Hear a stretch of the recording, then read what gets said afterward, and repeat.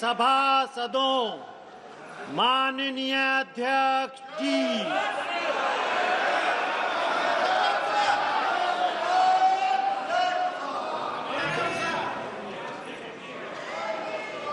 Item number 1, माननीय वित्त मंत्री श्रीमती निर्मला सीतारमन जी।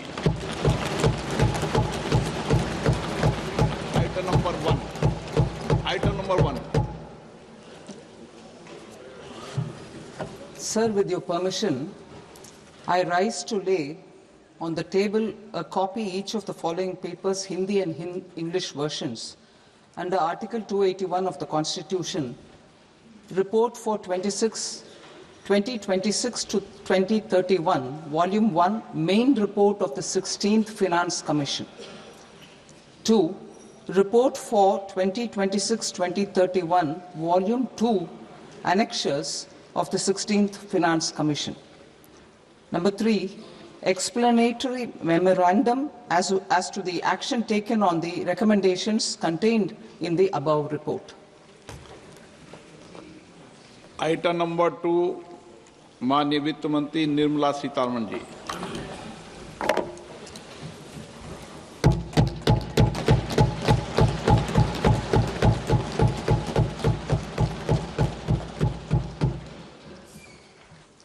Honorable Speaker, sir, on the sacred occasion of Magh Purnima and the birth anniversary of Guru Ravidas, I present the budget for the year 2026-2027.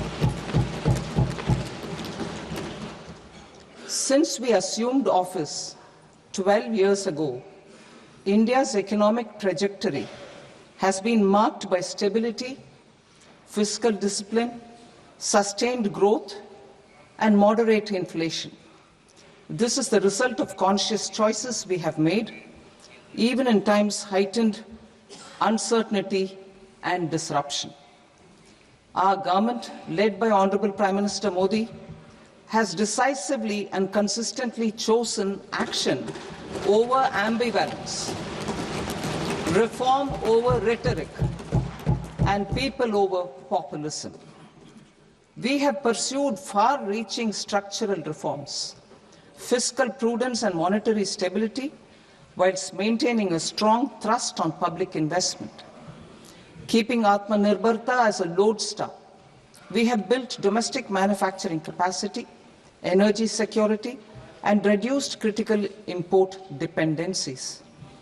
Simultaneously, we have ensured that citizens benefit from every action of the government, undertaking reforms to support employment generation, agricultural productivity, household purchasing power, and universal services to people. These measures have delivered a high growth rate of around 7% and helped us make substantial strides in poverty reduction and improvement in the lives of our people. Today, we face an external environment in which trade and multilateralism are imperiled and access to resources and supply chains are disrupted. New technologies are transforming production systems while sharply increasing demands on water, energy, and critical minerals. India will continue to take confident steps towards Vikasit Bharat, balancing ambition with inclusion. As a growing economy with expanding trade and capital needs, India must also remain deeply integrated with global markets, exporting more and attracting stable long-term investment. As I begin Part A, I want to express my gratitude to the people for standing firmly with us as we forge our way together towards becoming one of the largest economies of the world.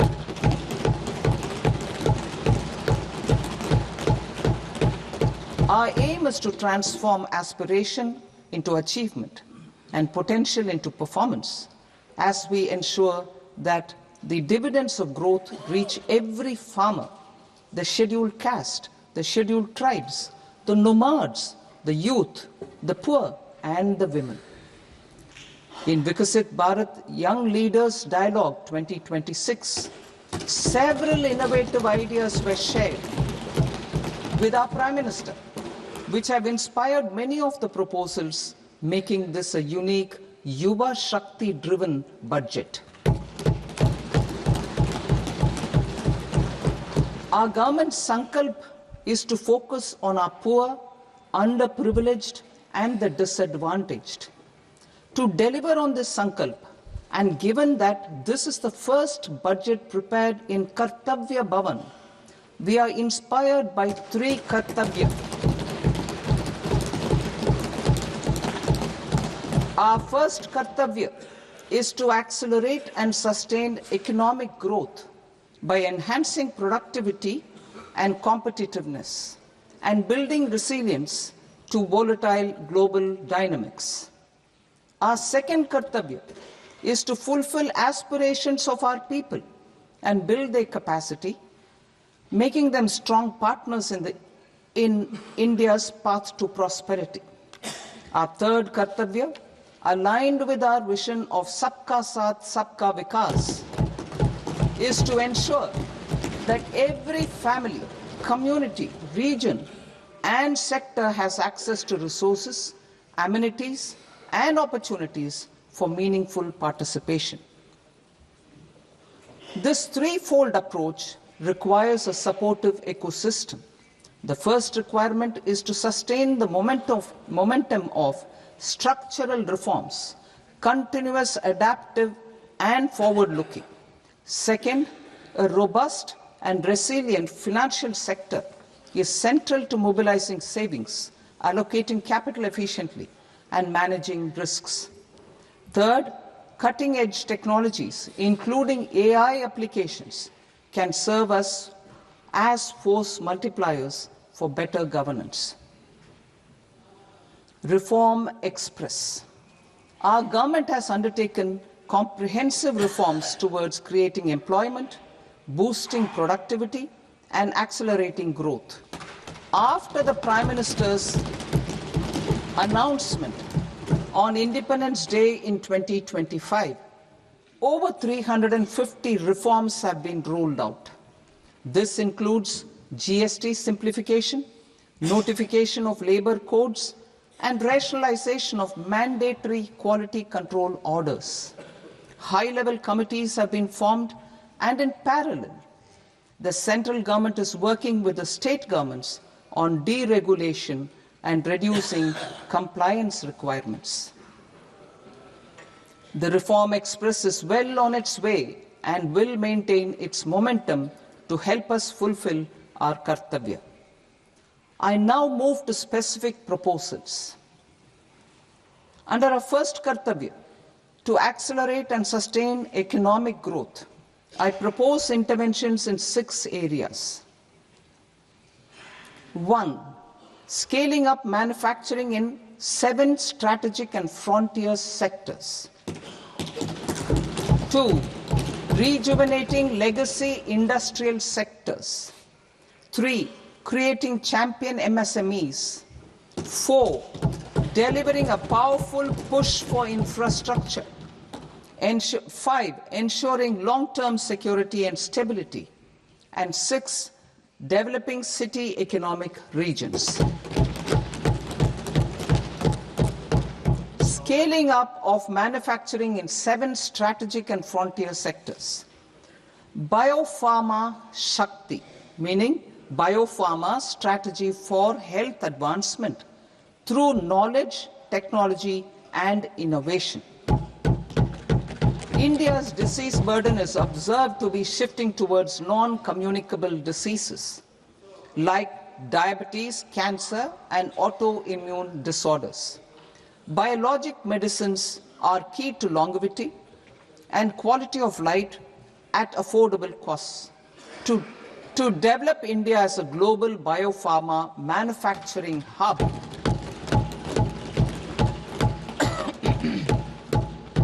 I propose the Biopharma Shakti with an outlay of 10,000 crores over the next 5 years. This will build the ecosystem for domestic production of biologics and biosimilars. The strategy will include a biopharma-focused network with 3 new national institutes of pharmaceutical education and research, popularly known as NIPERs, and upgrading 7 existing ones. It will also create a network of 1,000 accredited India clinical trials sites. We propose to strengthen the Central Drug Standard Control Organization to meet global standards and approve timeframes through approval timeframes through a dedicated scientific review cadre and specialists. India's semiconductor mission 1.0 expanded India's semiconductor sector capabilities. Building on this, we will launch ISM 2.0 to produce equipment and materials, design full-stack Indian IP, and fortify supply chains. We will also focus on industry-led research and training centers to develop technology and skilled workforce.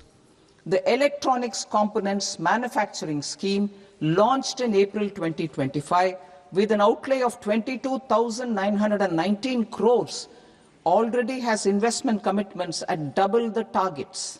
We propose to increase the outlay to 40,000 crores to capitalize on this momentum.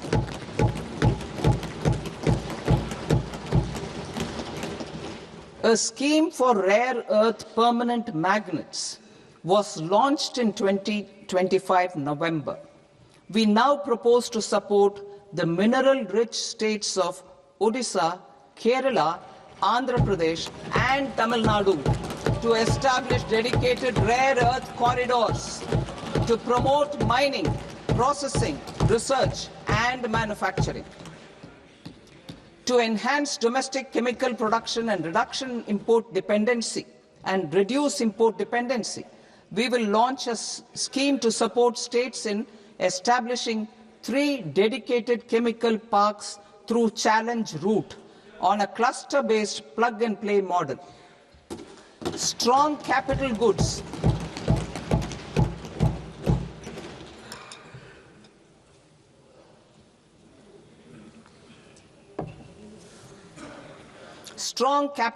capability is a determinant of productivity and quality across different sectors. Towards building this capacity, I propose the following. High-tech tool rooms will be established by central public sector enterprises at 2 locations as digitally enabled automated service bureaus that locally design, test, and manufacture high-precision components at scale and at lower cost. 2. A scheme for enhancement of construction and infrastructure equipments will be introduced to strengthen domestic manufacturing of high-value and technologically advanced CIE. This can range from lifts in a multi-storied apartment or firefighting equipment in multiplexes, large or small, and to tunnel boring equipments for building metros and high-altitude roads. I also propose a scheme for container manufacturing to create a globally competitive container manufacturing ecosystem with a budgetary allocation of 10,000 crores over a 5-year period. For the labor-intensive textile sector, I propose an integrated program with 5 subparts. 1. The National Fiber Scheme for self-reliance in natural fibers, such as silk, wool, and jute, man-made fibers, and new-age fibers. Textile expansion and employment scheme to modernize traditional clusters with capital support for machinery, technology upgradation, and common testing and certification centers. 3. The National Handloom and Handicraft Program to integrate and strengthen existing schemes and ensure targeted support for weavers and artisans. Tex Eco initiative to promote globally competitive and sustainable textiles and apparels. Samarth 2.0 to modernize the upgrade the textile skilling ecosystem through collaboration with industry and academic institutions. Further, I propose to set up mega textile parks in challenge mode. They can also focus on bringing value addition to technical textiles. I propose to launch the Mahatma Gandhi Gram Swaraj initiative to strengthen khadi, handloom, and handicrafts. This will help in global market linkage and branding. It will streamline and support training, skilling, quality of process, and production. This will benefit our weavers, village industries, one district, one product, ODOP initiative, and also our rural youth. India has the potential to emerge as a global hub for high-quality, affordable sports goods. I propose a dedicated initiative for sports goods that will promote manufacturing, research, and innovation in equipment design as well as material sciences. Rejuvenation of legacy industrial clusters. I propose to introduce a scheme to revive 200 legacy industrial clusters to improve their cost competitiveness and efficiency through infrastructure and technology upgradation. Creating champion SMEs and supporting micro enterprises. Recognizing MSMEs as a vital engine of growth, I propose a three-pronged approach to help them grow as champions. Equity support.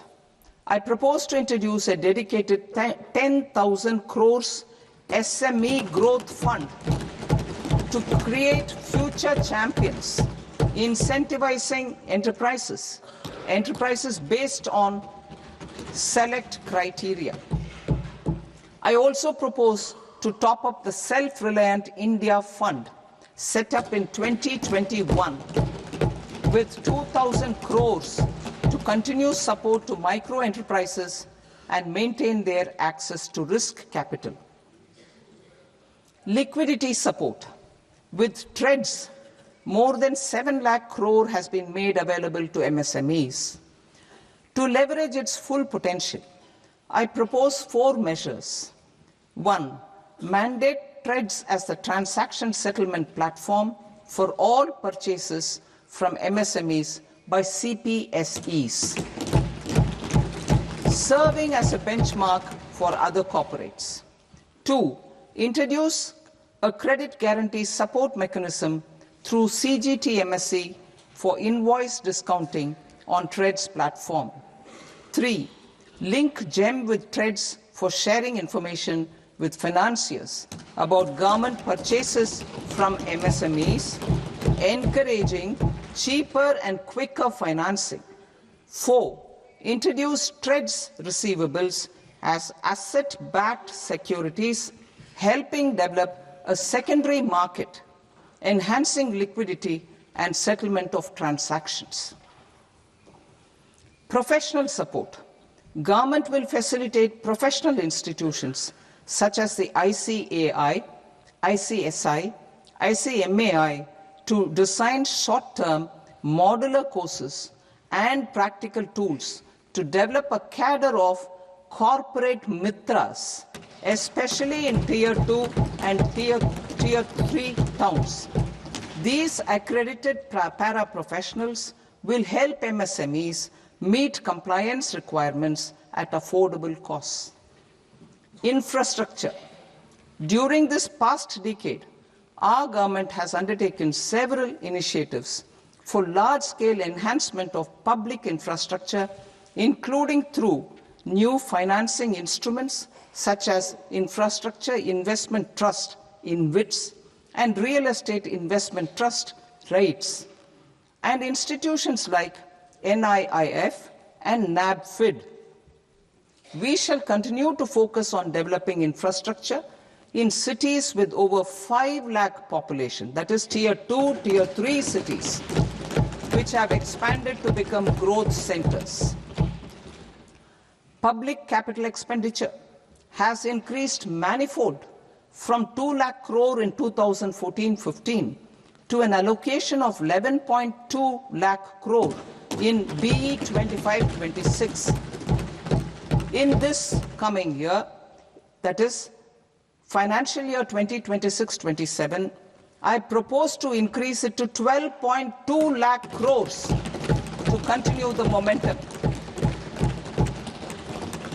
To strengthen the confidence of private developers regarding risks during infrastructure development and construction phase, I propose to set up an infrastructure risk guarantee fund to provide prudentially calibrated partial credit guarantee to lenders. Over the years, rights have emerged as a successful instrument for asset monetization. I propose to accelerate recycling of significant real estate assets of the CPSEs through the setting up of dedicated rights. To promote environmentally sustainable movement of cargo, I propose to 1. Establish new dedicated freight corridors connecting Dankuni in the east to Surat in the west. Operationalize 20 new national waterways over the next 5 years,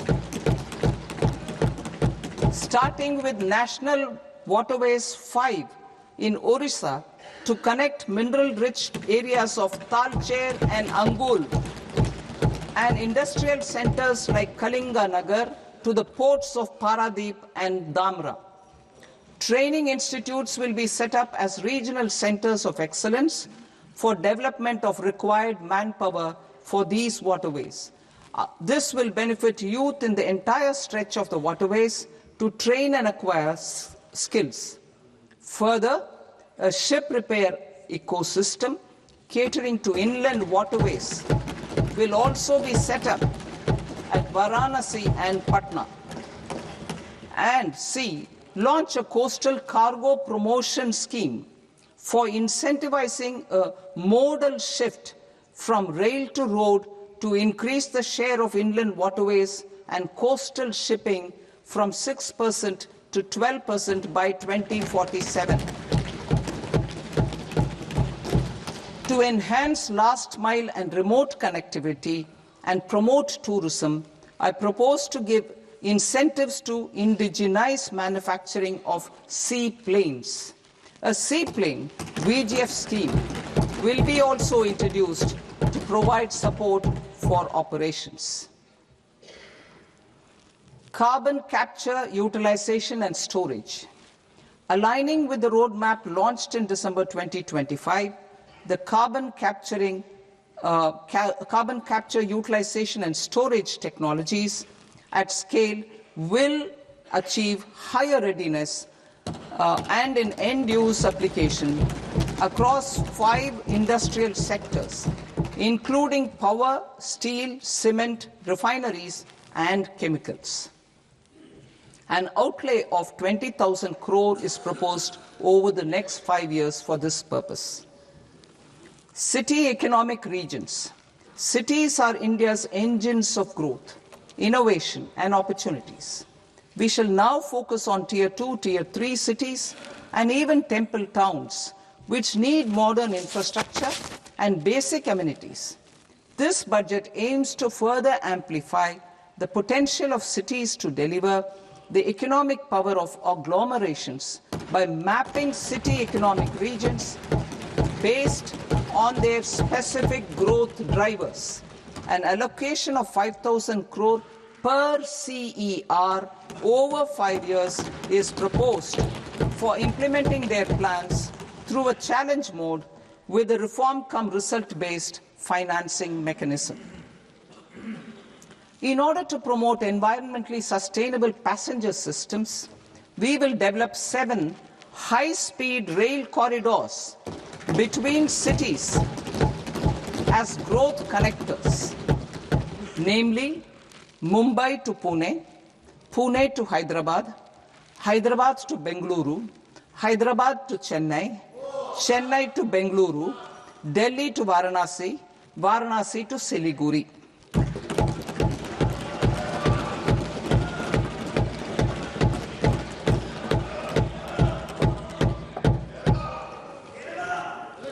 Financial sector. The Indian banking sector today is characterized by strong balance sheet, historic highs in profitability, improved asset quality, and coverage exceeding 98% of villages in the country. At this juncture, we are well placed to futuristically evaluate the measures needed to continue on the path of reform-led growth of this sector. I propose setting up a high-level committee on banking for Vikasit Bharat. High-level committee on banking for Vikasit Bharat to comprehensively review the sector and align it with India's next phase of growth, while safeguarding financial stability, inclusion, and consumer protection. The vision for NBFCs for Vikasit Bharat has been outlined with clear targets for credit disbursement and technology adoption in order to achieve scale and improve efficiency in the public sector NBFCs. As a first step, it is proposed to restructure the Power Finance Corporation and Rural Electrification Corporation. I propose a comprehensive review of the foreign exchange management non-debt instruments rules to create a more contemporary, user-friendly framework for foreign investments consistent with India's evolving economic priorities. Corporate bond market. I propose to introduce a market-making framework with suitable access to funds and derivatives on corporate bond indices. I also propose to introduce total return swaps on corporate bonds. Municipal bonds. To encourage the issuance of municipal bonds of higher value by larger cities, I propose an incentive of 100 crore rupees for a single bond issuance. 100 crore rupees for a single bond issuance of more than 1,000 crore. The current scheme under Amrit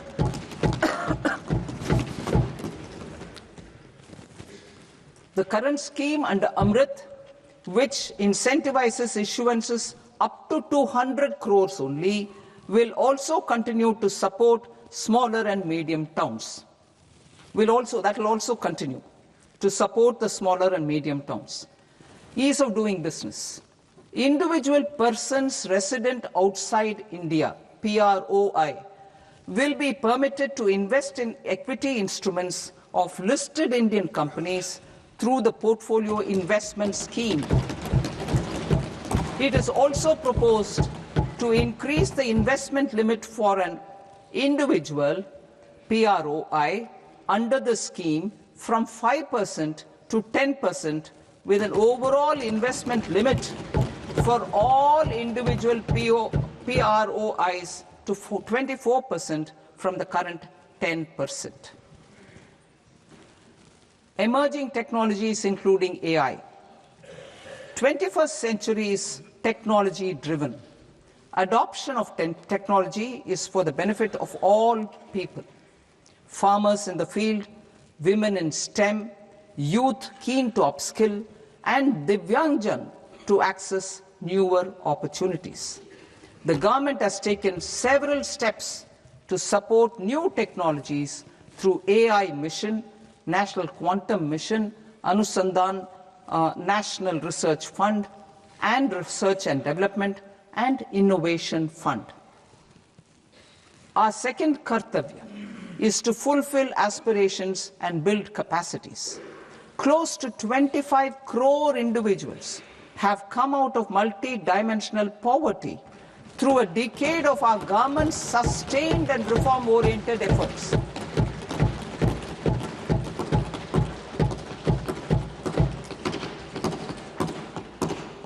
Our government has therefore decided to place a renewed emphasis on the service sector to provide a pathway to fulfilling aspirations of a youthful India with the following measures.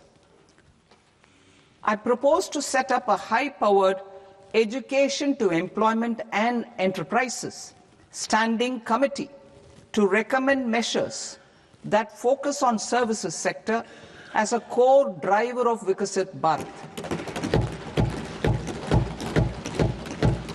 This will make us a global leader in services with a 10% global share by 2047.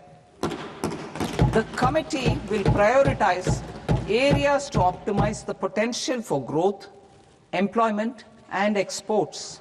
They will also assess the impact of emerging technologies, including AI, on jobs and skill requirements and propose measures thereof. To create a range of skilled career pathways, a new range of skilled career pathways for our youth, I propose interventions in the following sectors. Health. Existing institutions for allied health professionals will be upgraded and new AHP institutions established in private and government sectors. This will cover 10 selected disciplines, including optometry, radiology, anesthesia, OT technology, applied psychology and behavioral health, and add 1 lakh AHPs over the next 5 years. A strong care system covering geriatric and allied care services will be built.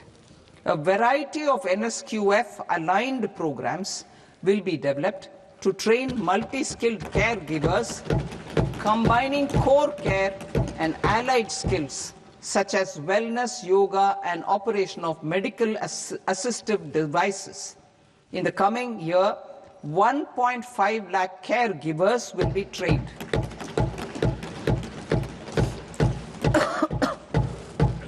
Hubs for medical value tourism.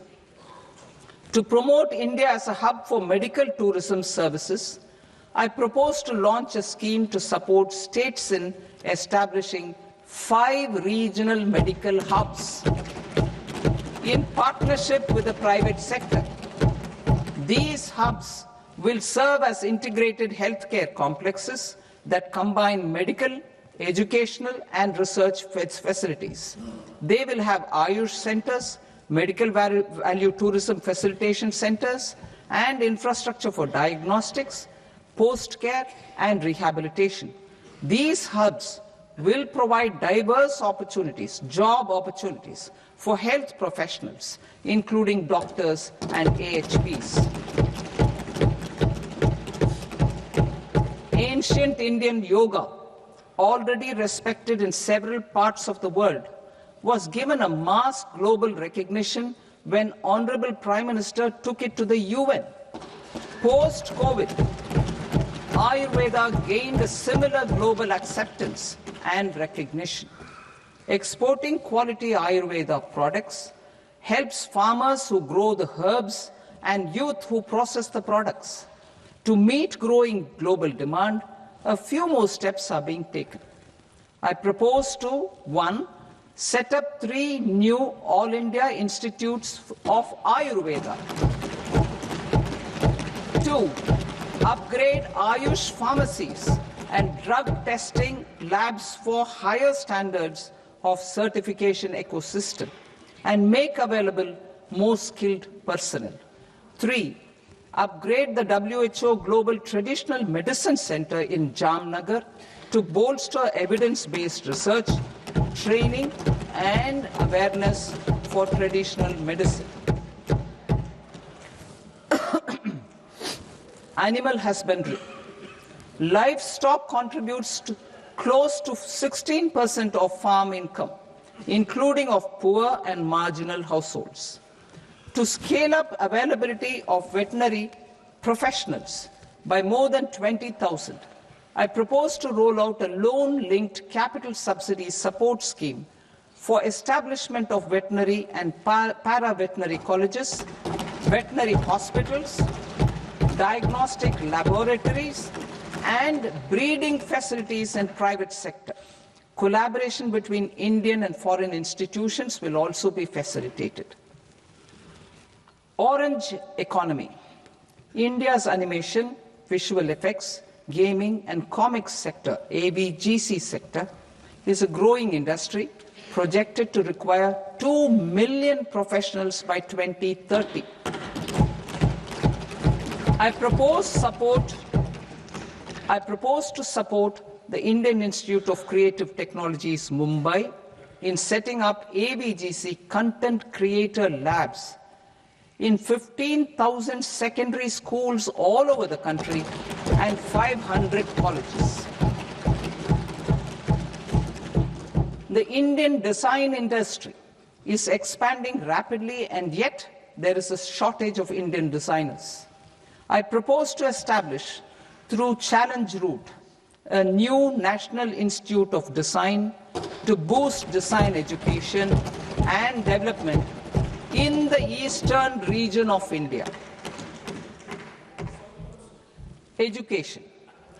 Our government will support states through Challenge Route in creating 5 university townships in the vicinity of major industrial and logistics corridors. These planned academic zones will host multiple universities, colleges, and research institutions, skill centers, and residential complexes. In higher education, STEM institutions, prolonged hours of study and laboratory work pose some challenges for girl students. Through VGF,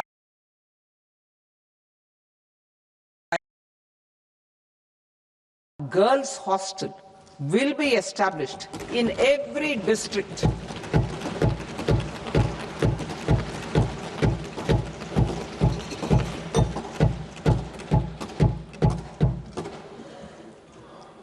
To promote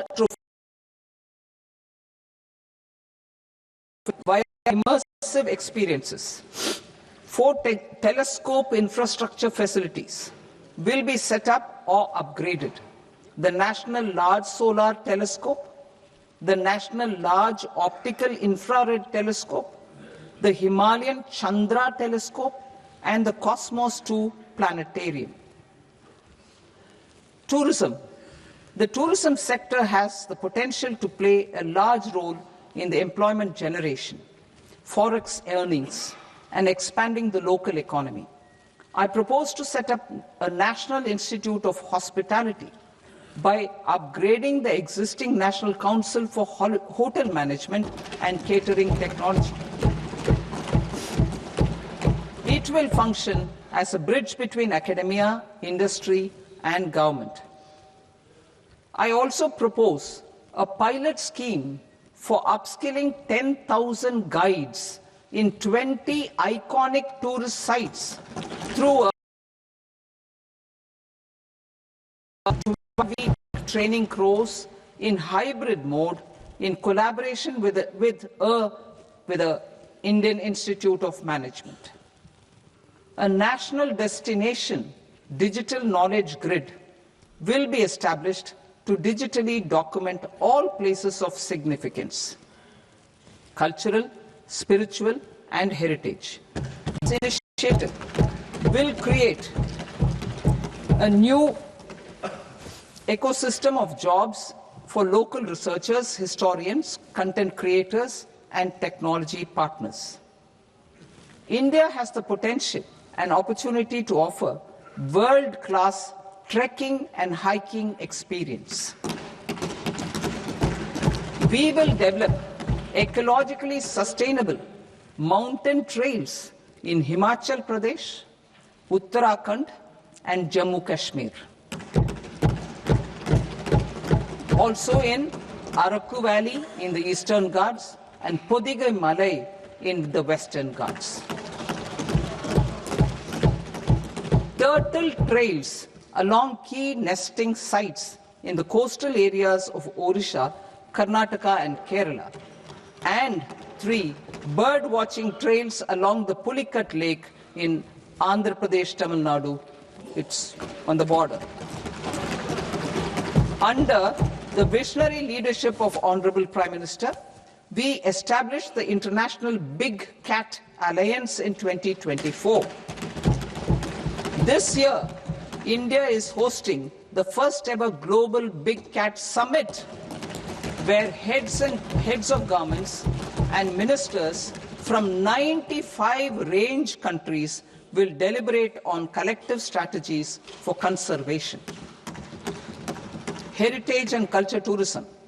I propose to develop 15 archaeological sites, including Lothal, Dolavira, Rakhigarhi, Adichanallur, Saranath, Hastinapur, and Leh Palace into vibrant experiential cultural destinations. Excavated landscapes will be open to the public through curated walkways. Immersive storytelling skills and technologies will be introduced to help conservation labs, interpretation centers, and guides. The sports sector provides multiple means of employment, skilling, and job opportunities. Taking forward the systematic nurturing of sports talent, which is set in motion through the Khelo India program earlier, I propose to launch a Khelo India mission to transform the sports sector over the next decade. The mission will facilitate an integrated talent development pathway supported by training centers, which are foundational, intermediate, and elite levels. B, systematic development of coaches and support staff. C, integration of sports science and technology. D, competitions and leagues to promote sports culture and provide platforms. And E, development of sports infrastructure for training and competition. Our third Kartavya aligns with our vision of Sabka Saath, Sabka Vikas towards Vikasit Bharat. This requires targeted efforts for 1, increasing farmer incomes through productivity enhancement and entrepreneurship, with special attention to small and marginal farmers. B, empowering Divyangjan through access to livelihood opportunities, training, and high-quality assistive devices. C, empowering the vulnerable to access mental health and trauma care. D, focus on the Purvodaya states and the Northeast region to accelerate development and employment opportunities. Fisheries. We will undertake initiatives for integrated development of 500 reservoirs and Amrit Sarovars. 2, strengthen the fisheries value chain in coastal areas and enable market linkages involving startups and women-led groups together with fish farmer producer organizations. Animal husbandry. To provide quality employment opportunities in rural and peri-urban areas, we will support the animal husbandry sector in entrepreneurship development through A, credit-linked subsidy program, B, scaling up and modernization of livestock enterprises, C, enhanced creation of livestock, dairy, and poultry, enhanced creation of livestock, dairy, and poultry-focused integrated value chains, and D, encourage creation of livestock farmer-producer organizations. High-value agriculture.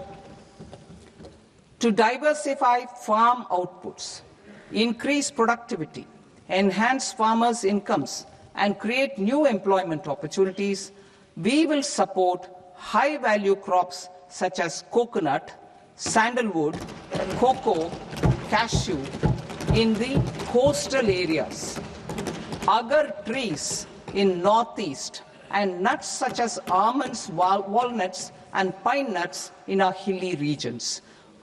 All of them will be supported. India is the world's largest producer of coconuts. About 30 million people, including nearly 10 million farmers, depend on coconuts for their livelihood. To further enhance competitiveness in coconut production, I propose a coconut promotion scheme to increase production and enhance productivity through various interventions, including replacing and non-productive trees with new saplings or plants or varieties in major coconut growing states. A dedicated program is proposed for Indian cashew and cocoa to make India self-reliant in raw cashew and coconut production and processing, enhance export competitiveness, and transform Indian cashew and Indian cocoa into premium global brands by 2030. Sandalwood. Sandalwood is closely linked to India's social and cultural heritage. Our government will partner with state governments to promote focused cultivation and post-harvest processing to restore the glory of the Indian sandalwood ecosystem, to rejuvenate old, low-yielding orchards, and expand high-density cultivation of walnuts, almonds, and pine nuts. We will support a dedicated program to enhance farmer incomes and in bringing value addition by engaging youth. Bharat Vistar, that is virtually integrated system to access agricultural resources. I propose to launch Bharat Vistar, a multilingual AI tool that shall integrate the AgriStack portals and the ICAR package on agricultural practices with AI systems. This will enhance farm productivity, enable better decisions for farmers, and reduce risk by providing customized advisory support. She-Marts for rural women-led enterprises. Building on the success of Lakpati Didi program, I propose to help women take the next step from credit-linked livelihoods to being owners of enterprises. Self-help entrepreneur, She-Marts will be set up as community-owned retail outlets within the cluster-level federations through enhanced and innovative financing instruments. Empowering Divyangjan. Divyangjan Kaushal Yojana. Information technology, AVGC sectors, hospitality and food and beverages sectors often offer task-oriented and process-driven roles which are suitable for Divyangjan. We will ensure dignified livelihood opportunities through industry-relevant and customized training specific to each Divyangjan group. Divyang Sahara Yojana.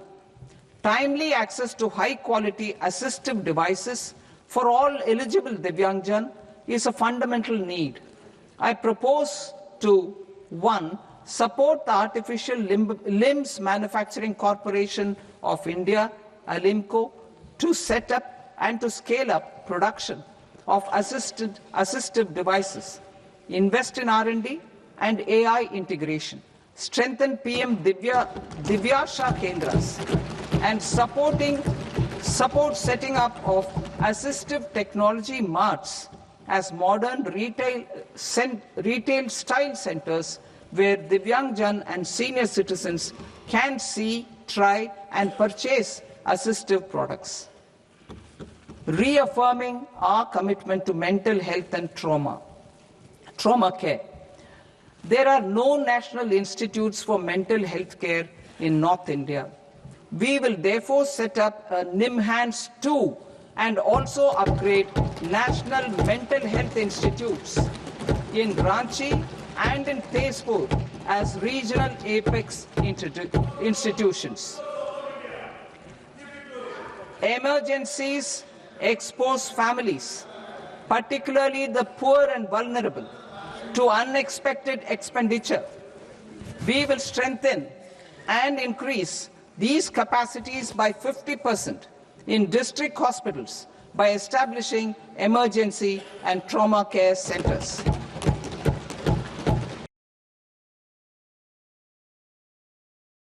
And northeastern regions.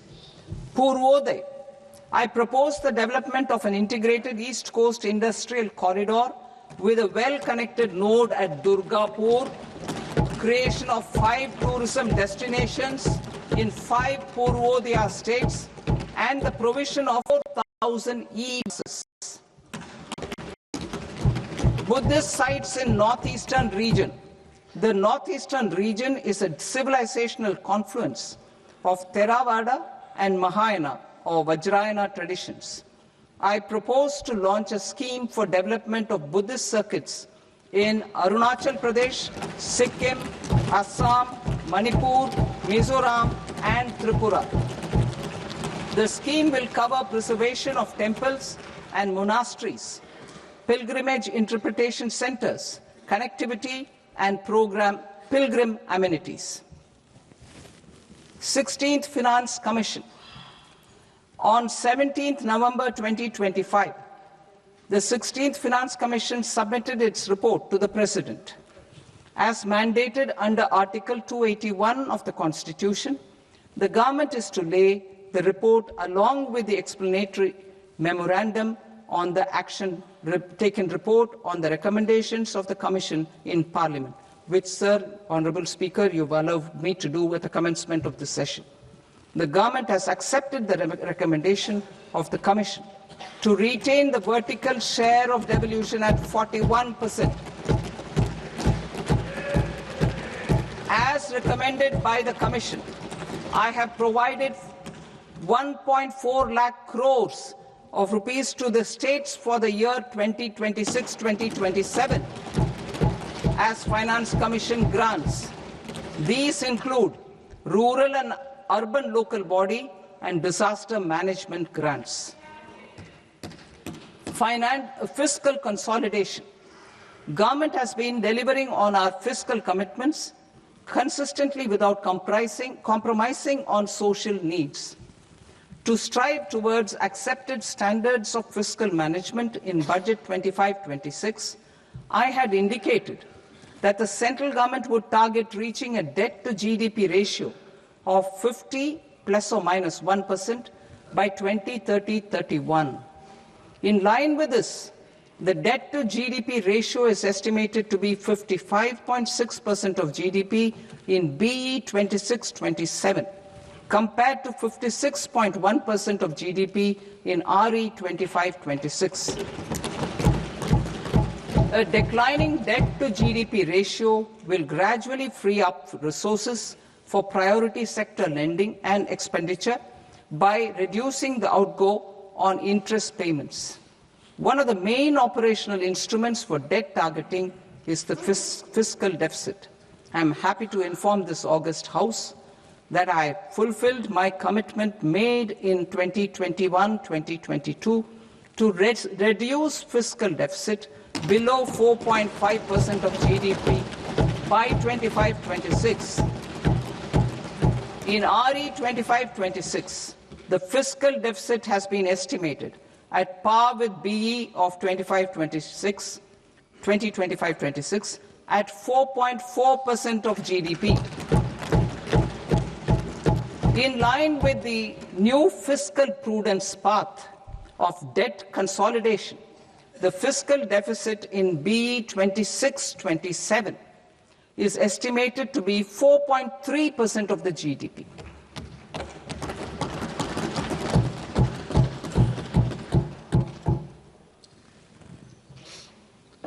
The revised estimates of the non-debt receipts are 34 lakh crore rupees, of which the centre's net tax receipts are 26.7 lakh crore. The revised estimate of the total expenditure is 49.6 lakh crore rupees, of which the capital expenditure is about 11 lakh crores. Budget estimates 2026 to 2027. Coming to 26-27, the non-debt receipts and the total expenditure are estimated as 36.5 lakh crore and 53.5 lakh crore respectively. The centre's net tax receipts are estimated at 28.7 lakh crore rupees. To finance the fiscal deficit, the net market borrowings from dated securities are estimated at 11.7 lakh crore rupees. The balance financing is expected to come from small savings and other sources. The gross market borrowings are estimated at 17.2 lakh crore rupees. I'll now move to Part B. Part B, direct taxes.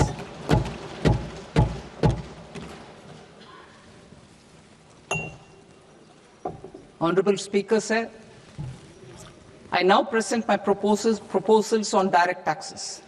New Income Tax Act. In July 2024, I announced a comprehensive review of the Income Tax Act 1961. This was completed in a record time, and the Income Tax Act 2025 will come into effect from 1st April 2026. The simplified income tax rules and forms will be notified shortly, giving adequate time to taxpayers to acquaint themselves with its requirements. The forms have been redesigned such that ordinary citizens can comply without difficulty. Ease of living. I propose that any interest awarded by the Motor Accident Claims Tribunal to a natural person will be exempt from income tax, and any TDS on this account will be done away with. I propose to reduce TCS rate on the sale of overseas tour program package from the current 5% and 20% to 2% without any stipulation of amount. I propose to reduce TCS rate for pursuing education and for medical purposes under the Liberalized Remittance Scheme, popularly known as LRS, from 5% to 2%. Supply of manpower services is proposed to be specifically brought within the ambit of payment to contractors for the purpose of TDS to avoid ambiguity. Thus, TDS on these services will be at the rate of either 1% or 2% only. I propose a scheme for small taxpayers, wherein a rule-based automated process will enable obtaining a lower or nil deduction certificate instead of filing an application with the assessing officer. For the ease of taxpayer holding securities, to accept Form 15G or Form 15H from the investor and provide it directly to various relevant companies. I propose to extend time available for revising returns from 31st December to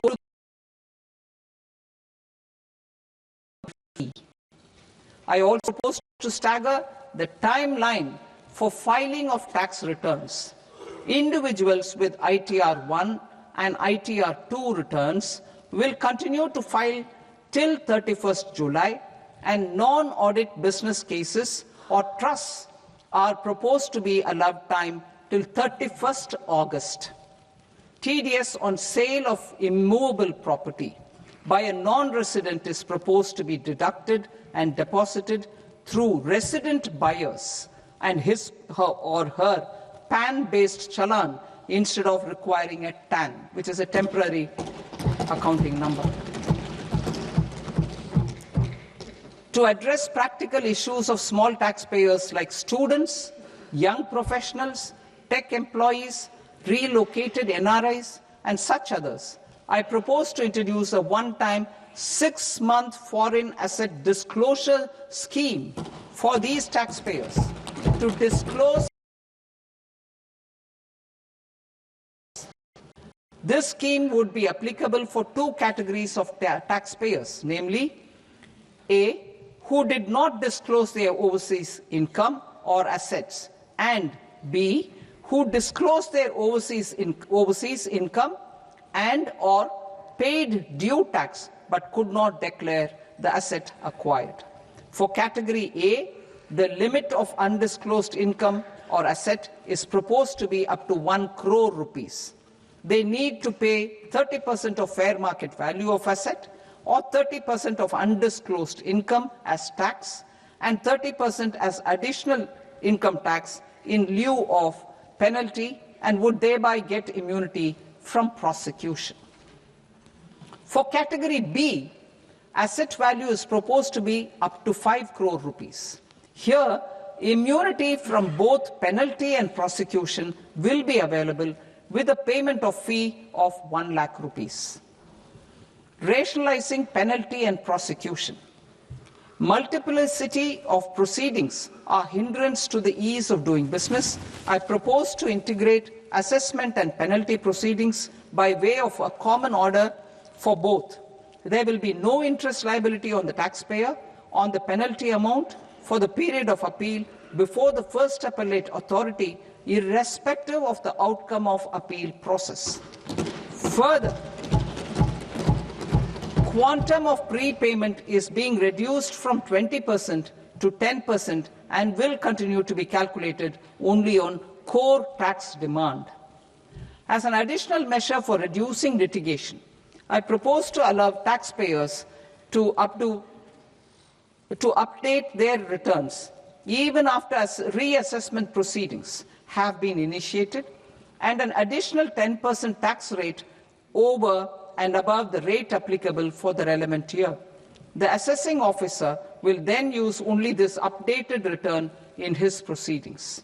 There is already a framework for immunity from penalty and prosecution in the cases of underreporting.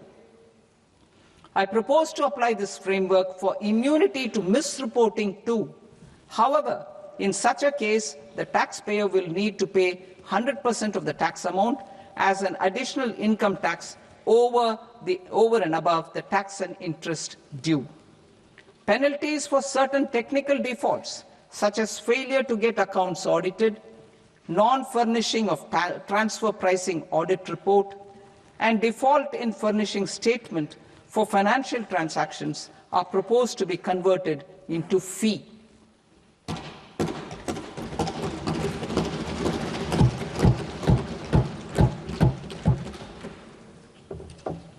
I propose to rationalize prosecution framework under Income Tax Act while maintaining a careful balance for deterrence in some serious offence.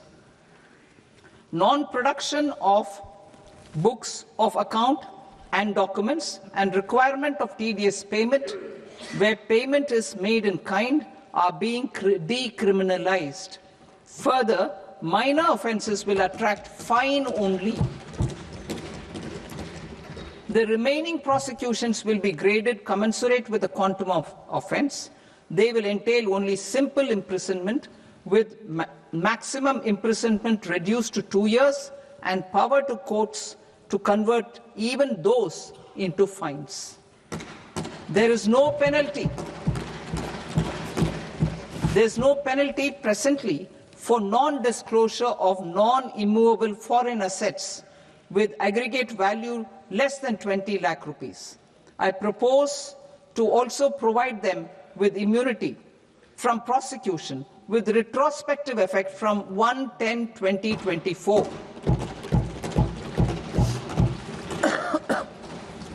Cooperatives. Deduction is already allowed to a primary cooperative society engaged in supplying milk, oilseeds, fruits or vegetables raised or grown by its members. I propose to extend this deduction to also include supply of cattle feed and cotton seed produced by its members. I propose to allow inter-cooperative society dividend income as deduction under the new tax regime to the extent it is further distributed to its members. I further propose to allow exemption for a period of 3 years to dividend income received by a notified national cooperative federation on their investments made in companies up to 31/1/2026. This exemption would be allowed only for dividends further distributed to its member cooperatives. Supporting IT sector as India's growth engine. India is a global leader in software development services, IT-enabled services, knowledge process outsourcing services, and contract R&D services relating to software development. These businesses and their segments are quite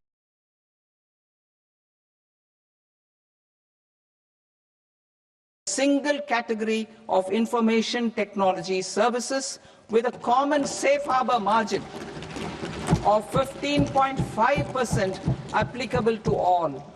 The threshold for availing safe harbor for IT services is being enhanced substantially from 300 crore rupees to 2,000 crore rupees. Safe harbor for IT services shall be approved by an automated rule-driven process without any need for tax officer to examine and accept the application. Once applied by an IT services company, the same safe harbor can be continued for a period of 5 years at a stretch at its choice.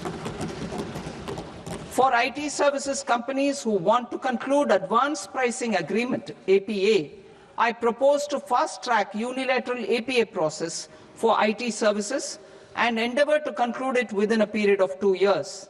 The period of 2 years can be extended by a further period of 6 months on taxpayers' request. I propose to extend the facility of modified returns available to the entity entering APA to its associated entities also. Attracting global business and investment. Recognizing the need to enable critical infrastructure and boost investment in data centers, I propose to provide tax holiday till 2047 to any foreign company that provides cloud services to customers globally by using data center services from India. It will, however, need to provide services to Indian customers through an Indian reseller entity. I also propose to provide a safe harbor of 15% on cost in case the company providing data center services from India is a related entity. To harness the efficiency of just-in-time logistics for electronic manufacturing, I propose to provide safe harbor to non-residents for component warehousing in a bonded warehouse at a profit margin of 2% of the invoice value. The resultant tax of about 0.7% will be much lower than in competing jurisdictions. To provide fillip to toll manufacturing in India, I propose to provide exemption from income tax for 5 years to any non-resident who provides capital goods, equipment, or tooling to any toll manufacturer in a bonded zone. To encourage vast pool of global talent to work in India for a longer period of time, I propose to provide exemption to global, non-India sourced income of a non-resident expert for a stay period of 5 years under notified schemes. I propose to provide exemption from minimum alternate tax, the MAT, to all non-residents who pay tax on presumptive basis. Tax administration. I propose to constitute a joint committee of Ministry of Corporate Affairs and Central Board of Direct Taxes for incorporating the requirements of income computation and disclosure standards, the ICDS, in the Indian Accounting Standards, IND-AS itself. Separate accounting requirement based on ICDS will be done away with from the tax year 27-28. To support Prime Minister Modi's vision of homegrown accounting and advisory firms to become global leaders, I propose to rationalize the definition of accountant for the purposes of safe harbor rules. Other tax proposals. Change in taxation of buyback was brought in to address the improper use of buyback route by promoters. In the interest of minority shareholders, I propose to tax buyback for all types of shareholders as capital gains. However, to disincentivize misuse of tax arbitrage, promoters will pay an additional buyback tax. This will make effective tax 22% for corporate promoters. For non-corporate promoters, the effective tax will be 30%. TCS rate for sellers of specific goods, namely alcoholic liquor, scrap, and minerals, will be rationalized to 2%, and that on tendu leaves will be reduced from 5% to 2%. I propose to raise the STT on futures to 0.05% from the present 0.02%. STT on options premium and exercise of options are both proposed to be raised to 0.15% from the present rate of 0.1% and 0.125% respectively.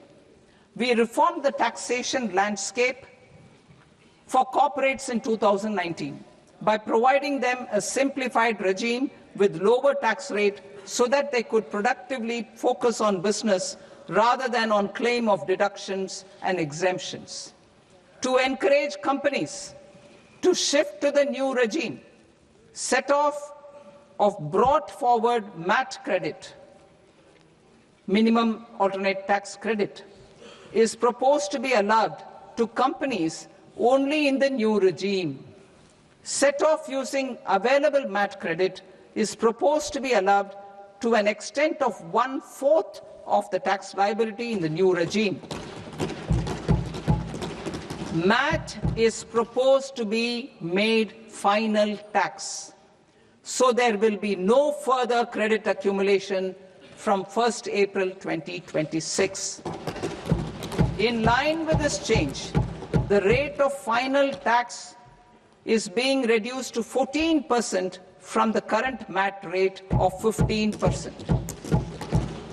The brought forward MAT credit of taxpayers accumulated till 30th March 2026 will continue to be available to them for set-off as above.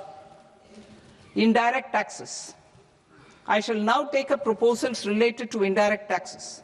My proposals for customs and central excise aim to further simplify the tariff structure, support domestic manufacturing, promote export competitiveness, and correct inversion in duty.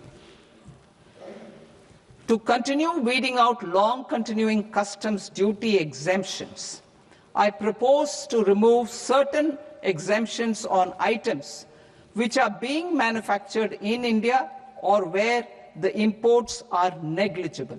Similarly, to further simplify the process of ascertaining the rate of duty applicable on a particular item, I propose to incorporate certain effective rates in various customs notifications to the tariff schedule itself.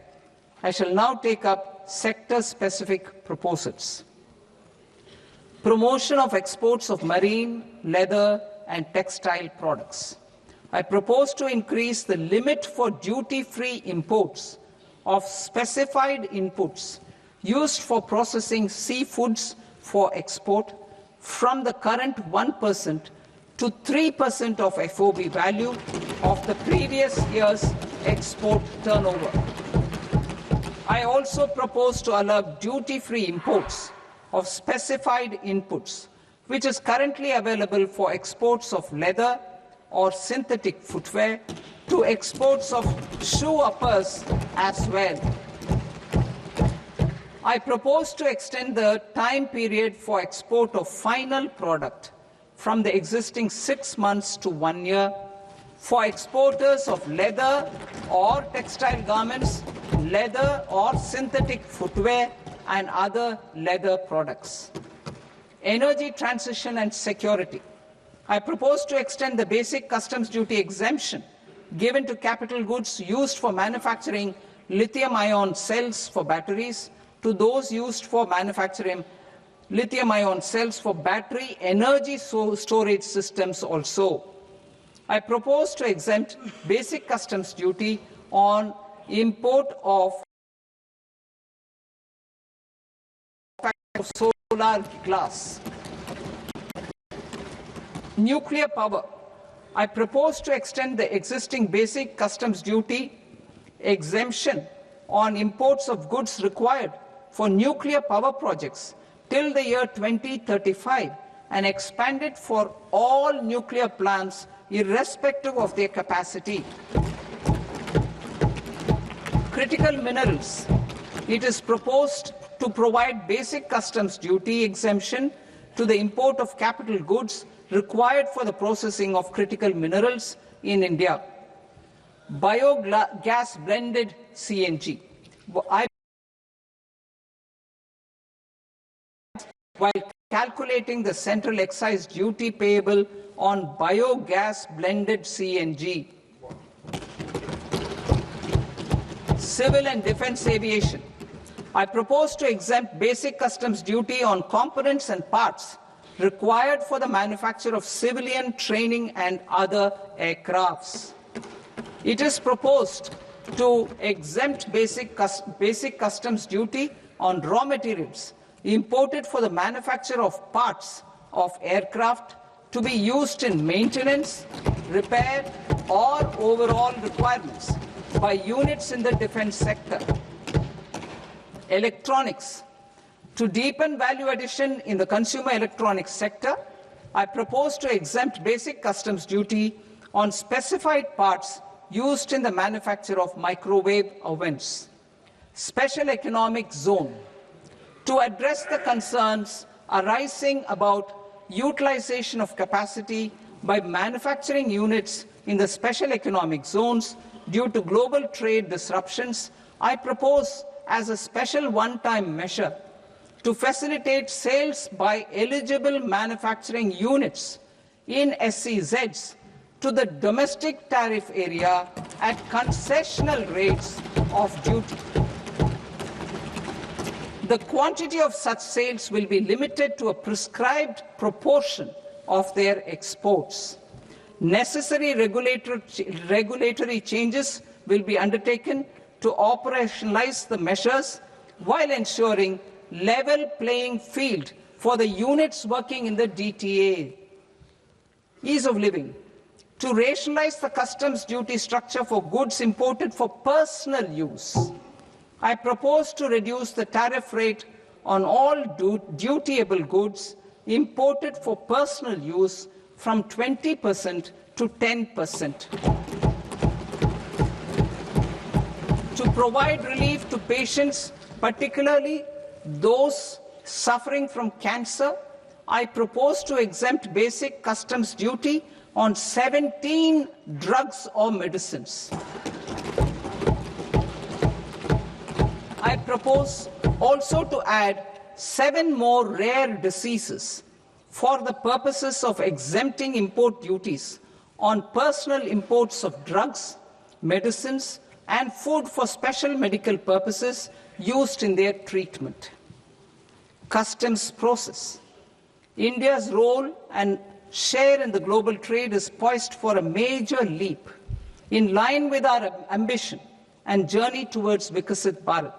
In this regard, I propose many measures for custom processes to have minimal intervention for smoother and faster movement of goods and greater certainty to the trade.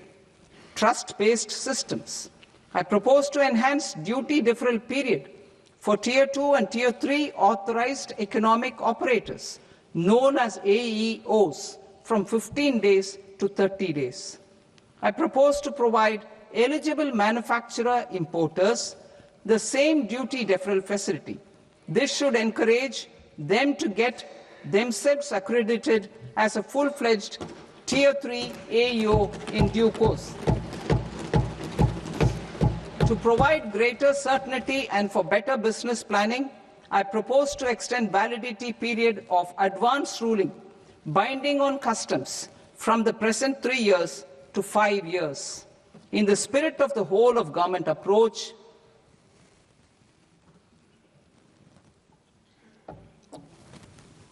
government agencies will be encouraged to leverage AEO accreditation for preferential treatment in clearing their cargo. Regular importers with trusted, long-standing supply chains will be recognized in the risk system so that the need for verification of their cargo every time can be minimized. Export cargo using electronic sealing. Export cargo using electronic sealing will be provided through clearance from the factory premises to the ship. For import of goods not needing any compliance, filing of bill of entry by a trusted importer and arrival of goods will automatically notify customs for completing their clearance formalities. This will enable goods to be released immediately on arrival. The customs warehouse framework will be transformed into a warehouse operator-centric system with a self-declarations, electronic tracking, and risk-based audit. These reforms will move away from the current system of officer-dependent approvals and reduce transaction delays and compliance costs. Ease of doing business. Approvals required for cargo clearance from various government agencies will be seamlessly processed through a single and interconnected digital window by the end of the financial year. Processes involved in clearance of food, drugs, plant, and animal and wildlife products, accounting for about 70% of interdicted cargo, will be operationalized on this system by April 2026 itself. For goods not having any compliance requirement, clearance will be done by customs immediately after online registration is completed by the importer, subject to the payment of duty. Customs integrated system will be rolled out in 2 years as a single integrated and scalable platform for all customs processes. Utilization of non-intrusive scanning with advanced imaging and AI technology for risk assessment will be expanded in a phased manner with the objective to scan every container across all the major ports. New export opportunities to support Indian fishermen to fully harness the economic value of marine resources beyond our territorial waters. The following measures will be taken. A. Fish catch by an Indian fishing vessel in exclusive economic zone or on the high seas will be made.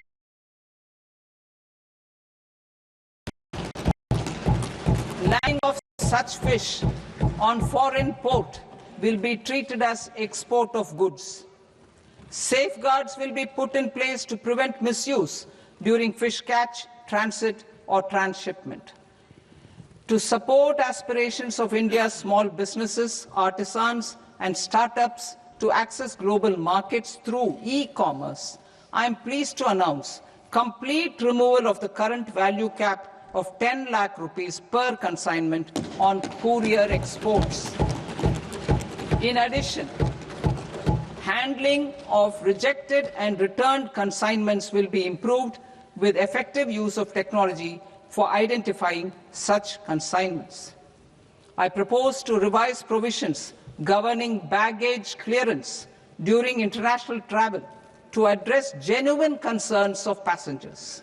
The revised rules will enhance duty-free allowances in line with the present-day travel realities and provide clarity in temporary carriage of goods brought in or taken out. There are honest taxpayers who are willing to settle disputes by paying all their dues. but they get deterred due to negative connotation associated with penalty. They will now be able to close cases by paying an additional amount in lieu of penalty.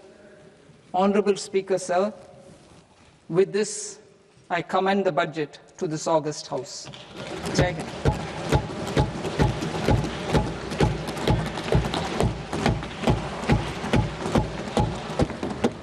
One and a half hours. Item number 3 माननीय वित्त मंत्री जी।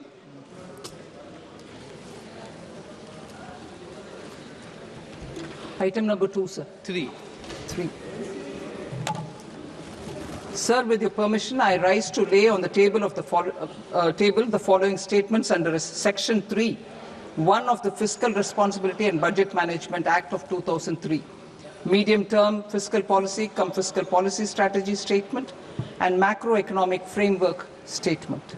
Item number 4 माननीय वित्त मंत्री जी।